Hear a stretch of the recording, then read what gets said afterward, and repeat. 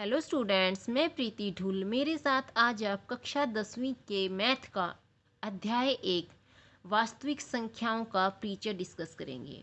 तो सबसे पहले मैं आपको ये बताना चाहती हूँ कि मेरे इस चैनल पर आपको 9वीं और 10वीं का हिंदी और इंग्लिश मीडियम के सारे चैप्टर एनसीईआरटी से रिलेटेड सारे चैप्टरों का सॉल्यूशन आपको यहाँ पे मिलेगा। तो अगर आपको मेरा चैनल अच्छा लगता है, समझ में आता है, तो प्लीज़ मेरे चैनल को सब्सक्राइब कीजिएगा और शेयर कीजिएगा। अब हम स्टार्ट करते हैं वास्तविक संख्याओं का परिचय। वास्तविक संख्याएं क्या होती हैं? संख्याएं अलग अलग तरह की होती हैं, जैसे प्राकृत संख्याएं, पूर्ण संख्याएं, पूर्णांक, धनात्मक संख्याएं। अलग अलग तरह की संख्याओं का यहाँ पर हम क्या करेंगे, डिस्कस करेंगे, उनको समझेंगे। सबसे पहले हमारा आता है प्राकृत संख्याएं क्या होती हैं। जो प्राकृत संख्याएं होती हैं इनको हम इंग्लिश के लेटर एन से शो करते हैं, दिखाते हैं। प्राकृत संख्याएं वो संख्याएं होती हैं जिनको हम काउंटिंग नंबर कहते हैं, यानी कि गिनती कहते हैं। 1 2 3 4 5 6 7 8 9 10 ये इन्फिनिटी तक जाते हैं। इन नंबर्स को हम क्या कहते हैं? हमारी गिनती कहते हैं, हमारी प्राकृत संख्याएं कहते हैं। फिर आता है हमारा पूर्ण संख्याएं। पूर्ण संख्याएं क्या होती हैं? इनको हम इंग्लिश का जो लेटर W होता है, W से हम क्या करते हैं, इसको शो करते हैं, दिखाते हैं। पूर्ण संख्याएं वो संख्याएं होती हैं जिसके अंदर सारी की सारी प्राकृत संख्याएं आती हैं, प्लस में इसमें क्या होता है, एक जो जीरो होती है वो इसके साथ में यहाँ पे जुड़ जाती है। तो जीरो जुड़कर क्या करती है, प्राकृत संख्याओं को पूर्ण संख्याओं में बदल देती है, यानी कि हमारी पूर्ण संख्याएं बन जाती है। कब? जब प्राकृत संख्याओं में जीरो जुड़ जाती है। तो 0 1 2 3 4 5 ये भी कहाँ तक जाती है? अनंत तक जाती हैं। इसे आप इंग्लिश में इन्फिनिटी कहते हैं, हिंदी में हम इसको अनंत कहते हैं। तो ये कहाँ तक जाती है? अनंत तक। अनंत का मतलब क्या होता है? जहाँ पर हम सोच नहीं सकते, मतलब ये लगातार चलती ही जाती हैं, इसका कहीं भी जाकर कोई अंत नहीं होता। तो ये होती है हमारी पूर्ण संख्याएं। फिर आते हैं हमारे पूर्णांक। पूर्णांक क्या होते हैं? जिनको हम इंग्लिश के लेटर जेड से शो करते हैं, उसको हम क्या कहते हैं? पूर्णांक कहते हैं। पूर्णांक के अंदर सारे के सारे हमें हमारी जो प्राकृत संख्याएं होती हैं वो भी आ जाते हैं। हमारी जो जीरो यानी कि जो हमारी पूर्ण संख्याएं हो जाती हैं वो भी हमारे पूर्णांक के अंदर आते हैं। और इसमें हमारे जो घटा के नंबर होते हैं, जैसे घटा का 1, घटा का 2, घटा का 3, घटा का 4, घटा का 5, घटा का 6, ये सारे के सारे नंबर हमारे पूर्णांक के अंदर आते हैं। यानी कि सारे के सारी पूर्ण संख्याएं और इन संख्याओं का जो घटा के होते हैं, यानी कि जो नेगेटिव नंबर होते हैं, वो सारे के सारे हमारे पूर्णांक के अंदर आते हैं। और ये कहाँ तक जाते हैं? अनंत तक जाते हैं। चाहे प्लस के नंबर हो चाहे माइनस के सारे अनंत तक जाते हैं। अब जो पूर्णांक होते हैं वो दो तरह के होते हैं। एक को हम कहते हैं ऋणात्मक संख्या, यानी कि ऋणात्मक पूर्णांक। दूसरों को हम क्या कहते हैं? धनात्मक पूर्णांक, यानी कि धनात्मक संख्याएं। तो धनात्मक संख्याएं क्या होती हैं? धनात्मक संख्याएं वो संख्याएं होती हैं जिसके अंदर हमारे सिर्फ और सिर्फ धनात्मक यानी कि प्लस के नंबर आते हैं। इन्हें हम क्या कहते हैं? धनात्मक पूर्णांक कहते हैं। जैसे 1 2 3 4 5, यहाँ पे हम इसमें क्या कर सकते हैं? जीरो को भी ऐड कर सकते हैं, क्योंकि जीरो ना नेगेटिव होती ना पॉजिटिव होती। जीरो तो जीरो होती, इसकी कोई वैल्यू नहीं होती। फिर हमारा क्या होता है? ऋणात्मक संख्या, यानी कि ऋणात्मक पूर्णांक जिसको हम बोल सकते हैं। ऋणात्मक संख्याओं में वो सारे के सारे नंबर आते हैं जो हमारे घटा के होती हैं, जैसे कि घटा का 1, घटा का 2, घटा का 3, घटा 4, घटा 5, घटा 6, घटा 7। ये भी हमारे कहाँ तक जाते हैं? अनंत तक जाते हैं। तो ये थे हमारे धनात्मक पूर्णांक और ऋणात्मक पूर्णांक। फिर हमारी आती हैं परिमेय संख्याएं। परिमेय संख्याओं को हम क्या करते हैं? क्यू लेटर से दर्शाते हैं। जो प्रीमेय संख्या होती हैं उसको हम क्या करते हैं? P/Q के रूप में लिखते हैं, यानी कि अटे बटे के रूप में, जिसको हम कहते हैं ना बटे की फॉर्म में। तो बटे के रूप में लिखते हैं। ये हमारा क्या होता है? अंश होता है। ये हमारा होता है हर। तो अंश बाई हर के रूप में हम जिन संख्याओं को लिख सकते हैं उनको हम क्या कहेंगे? प्रीमेय संख्या कहेंगे। यहाँ पे जो ये हमारा क्यू होता है, यानी कि जो हमारा अंश बाई हर, ये जो हर होता है, इसकी वैल्यू हमारी कुछ भी हो सकती है, बस जीरो नहीं होगी। यानी कि 1 हो सकती है, 2 हो सकती है, 3 हो सकती है, 10 50 1000 कुछ भी, बस क्या नहीं हो सकती? जीरो नहीं हो सकती। फिर उसके बाद हमारी आती हैं अप्रिमेय संख्याएं। अप्रिमेय संख्या को हम क्या कहते हैं? क्यू के ऊपर छोटा सा सी बना देते हैं। इसके द्वारा हम क्या करते हैं? हमारी अप्रिमेय संख्याओं को दर्शाते हैं।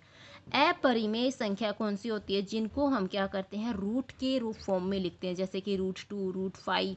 और जो पाई होता है इसको भी हम क्या कहते हैं, अपरिमेय संख्या कहते हैं। अब आप कहोगे कि जो पाई होता है, पाई की वैल्यू तो क्या होती है, 22/7 होती है। और 22/7 क्या है, एक परिमेय संख्या है, यानी कि ये हो गया हमारा p, ये हमारा q, यानी कि इसको हम किस में लिखते हैं, p/q की फॉर्म में लिखते हैं। तो पाई हमारा अपरिमेय संख्या कैसे हुआ। तो मैं यहाँ पे बताना चाहती हूँ कि जो 22/7 है इसको हम मान के चलते हैं कि जो पाई है इसकी वैल्यू 22/7 होती है, बट एक्चुअल में जो पाई की वैल्यू होती है वो क्या होती है, दशमलव के अंदर आती है, यानी कि हम उसको पूरा का पूरा कैलकुलेट नहीं कर पाते, दशमलव में हम इसको कैलकुलेट करते हैं। तो इसीलिए हम क्या कहते हैं कि जो पाई है हमारा वो एक अपरिमेय संख्या होती है, इसकी पूरी कैलकुलेशन नहीं होती, बस कहने के लिए हम इसकी वैल्यू क्या कर लेते हैं, हमारे क्वेश्चन को सोल्व करने के लिए इसकी वैल्यू 22/7 ले लेते हैं। तो याद रखना जो अपरिमेय संख्या होती है पाई भी उसी का एक हिस्सा है, ठीक है। फिर उसके बाद हमारी आती हैं वास्तविक संख्याएं। वास्तविक संख्याएं कौन सी होती हैं, परिमेय और अपरिमेय संख्याओं के समूह को वास्तविक संख्याएं कहते हैं, यानी कि ऐसी संख्या है जिसके अंदर हमारी सारी की सारी परिमेय संख्या भी आ जाती हैं और सारी की सारी अपरिमेय संख्या भी आ जाती है। मान लो ये क्या है, एक घर है, इस घर के अंदर हमारे क्या हैं, जो परिमेय संख्या के व्यक्ति हैं वो भी रहते हैं और जो अपरिमेय संख्या के व्यक्ति हैं वो भी रहते हैं। तो ये क्या हो जाता है, इनका एक ग्रुप बन जाता है। तो ऐसा ग्रुप, ऐसा समूह जिसके अंदर परिमेय संख्या भी आ जाए, अपरिमेय संख्या भी आ जाए, उसको हम क्या कहते हैं, वास्तविक संख्याएं कहते हैं। फिर हमारा आता है अभाज्य संख्याएं क्या होती हैं, वे संख्याएं जो केवल खुद से व एक से विभाजित होती हैं उन्हें हम अभाज्य संख्याएं कहते हैं। यानी कि ऐसी संख्याएं जो या तो एक से भाग होंगी या तो खुद अपने आप से भाग होंगी, वो संख्या क्या कहलाएंगी, अभाज्य संख्या कहलाएंगी। जैसे कि मान लो मैंने लिखा 2, अब 2 को हम क्या कहते हैं कि एक की टेबल में आता है, एक गुना में 2, 2, तो एक दूनी 2, एक दूनी 2 बोलते हैं ना। और क्या होता है, 2 क्या है, खुद अपनी टेबल में आता है, 2 एकम 2। तो ये क्या है, 2 हमारा या तो 1 से डिवाइड होगा, 1 से विभाजित होगा, या तो खुद से डिवाइड होगा, किसी दूसरे नंबर से ये डिवाइड नहीं होगा। जैसे 11 है, या तो ये 1 से विभाजित होगा, यानी कि 1 से भाग होगा, या तो 11 से ही भाग होगा। 7 है, ये या तो 1 से भाग होगा या तो 7 से ही भाग होगा। 3 है, ये या तो 1 से भाग होगा या तो 3 से भाग होगा। ऐसे ही 5, 13, 17, 19, 23 ये कुछ ऐसी अभाज्य संख्या होती हैं जो या तो 1 से विभाजित होंगी या तो खुद अपने ही नंबर से विभाजित होंगी, कोई तीसरा नंबर इनको विभाजित नहीं कर सकता, इसीलिए हम इनको क्या कहते हैं, अभाज्य संख्याएं कहते हैं। एक एक अभाज्य संख्या नहीं होती। अब जैसे एक संख्या होती है एक कभी भी अभाज्य संख्या नहीं होती, क्योंकि अभाज्य संख्याओं के क्या होते हैं, 2 गुणनखंड होते हैं, 2 फैक्टर होते हैं। कौन, एक तो 1 और एक वो नंबर खुद, ठीक है। तो कम से कम उसके अंदर 2 क्या होंगे, हमारे 2 फैक्टर होंगे। लेकिन जो एक होता है इसका क्या होता है, सिर्फ और सिर्फ एक ही फैक्टर होता है, कौन, वो भी वो नंबर खुद। इसीलिए एक क्या है, एक अभाज्य संख्या नहीं होती, ठीक है। फिर आता है हमारी समग्र संख्या। समग्र संख्या क्या होती है, नाम में ही आ जाता है, वो संख्याएं जो क्या होती हैं, समग्र रूप में होती है, एक रूप में होती हैं। ऐसी संख्याएं जिनके 2 से ज़्यादा गुणनखंड होते हैं, यानी कि वो संख्याएं जिनके गुणनखंड कितने होते हैं, 2 से ज़्यादा होते हैं, उन संख्याओं को हम समग्र संख्या कहते हैं। जैसे कि हमारा 4। अब 4 देखो, 1 से भी भाग होगा, 4 से भी होगा, लेकिन इन दोनों को छोड़कर 2 से भी भाग होगा। तो जब 2 से ज़्यादा जहाँ पे गुणनखंड बन जाए किसी एक नंबर के, तो वो नंबर कैसा हो जाएगा, हमारा समग्र संख्या का नंबर हो जाएगा। 6 1 से भी भाग होगा, 6 खुद से भी भाग होगा, 6 2 से भी भाग होगा और 6 3 से भी भाग होगा। तो 6 क्या हो जाएगी, हमारी एक समग्र संख्या हो जाएगी। 8 1 से भी भाग होगी, 8 से भी होगा, 2 से भी होगा और 4 से भी होगा। तो 8 क्या हो गई, एक समग्र संख्या हो गई। ऐसे ही 12 है, 14 है, 15 है, 15 1 से भी विभाजित होगी, 15 से भी होगी, 3 से भी होगी और 5 से भी होगी। तो ऐसी संख्याएं जो 2 या 2 से ज़्यादा नंबर, 3 हो सकते हैं, 4 हो सकते हैं, 5 हो सकते हैं, तो 2 से ज़्यादा नंबरों से जो भाग हो जाए वो समग्र संख्या होती है। जो 2 नंबरों से विभाजित हो, भाग हो, उसको हम अभाज्य संख्या कहते हैं। एक ना ही अभाज्य संख्या है, एक क्या है, एक अभाज्य संख्या भी नहीं है और एक समग्र संख्या भी नहीं है, क्योंकि अभाज्य संख्या के लिए हमें कम से कम 2 गुणनखंड चाहिए और समग्र संख्या के लिए हमें कम से कम 3 गुणनखंड चाहिए।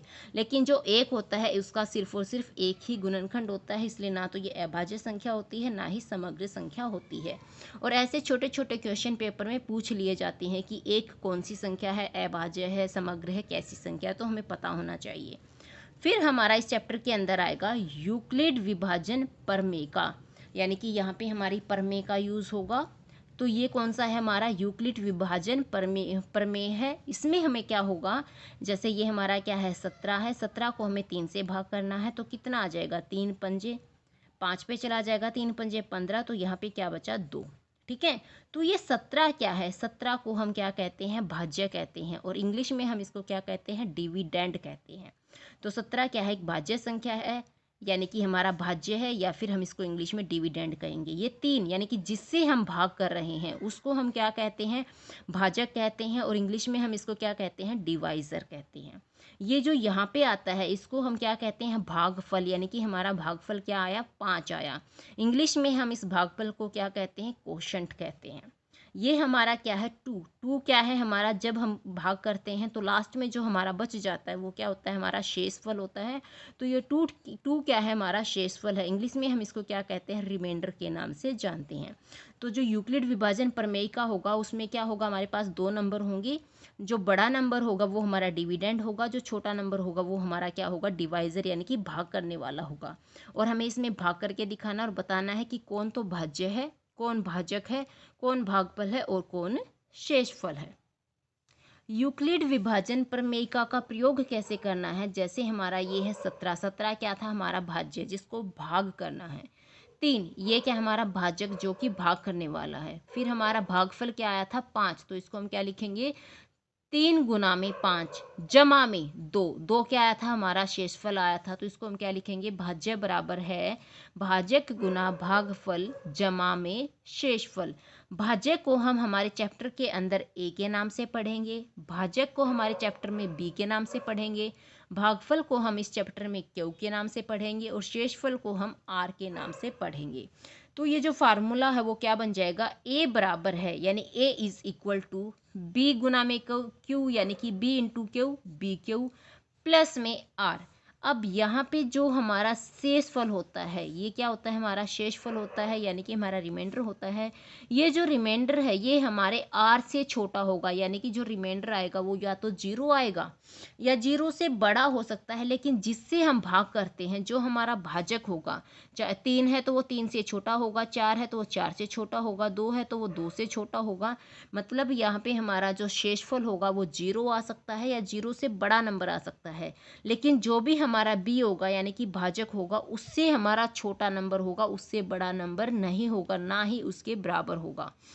तो 0 क्या होगा, या तो आर यानी कि या तो 0 हो सकता है या फिर 0 के बराबर हो सकता है या 0 से बड़ा हो सकता है, लेकिन बी से हमेशा छोटा ही होगा। ठीक है, फिर हमारा आता है यूक्लिड विभाजन एल्गोरिदम। यूक्लिड विभाजन एल्गोरिदम क्या होता है, 2 धनात्मक पूर्णांकों का एचसीएफ निकालने के लिए जो विधि का प्रयोग किया जाता है उस विधि के जो चरण हैं उसे ही यूक्लिड विभाजन एल्गोरिदम कहते हैं। यानी कि हमारे पास क्या होंगे, 2 धनात्मक पूर्णांक होंगे, उन धनात्मक पूर्णांकों का प्रयोग करके हमें क्या निकालना होगा, एचसीएफ निकालना होगा। तो जिस तरीके से जिस विधि का प्रयोग करके हम एचसीएफ निकालेंगे किन का, 2 धनात्मक पूर्णांकों का, उस विधि को हम क्या कहते हैं, यूक्लिड विभाजन एल्गोरिदम कहते हैं।